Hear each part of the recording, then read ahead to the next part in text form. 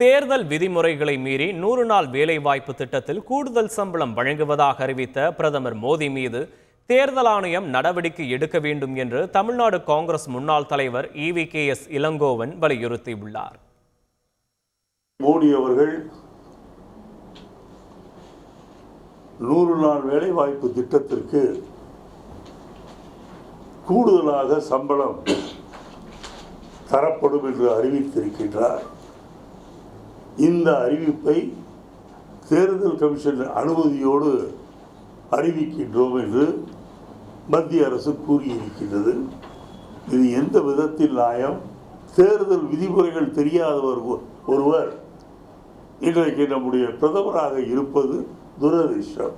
ஆகவே உடனடியாக மோடி அவர்கள் பிரதம மந்திரியாக இருந்தாலும் சரி, அதை பற்றி கவலைப்படாமல் என்ன நடவடிக்கை எடுக்க வேண்டுமோ அதை இந்த தேர்தல் கமிஷன் எடுக்க வேண்டும் என்று நான் கேட்டுக்கொள்கின்றேன். செய்திகளை உடனுக்குடன் தெரிந்து கொள்ள உடனே சப்ஸ்கிரைப் பண்ணுங்க.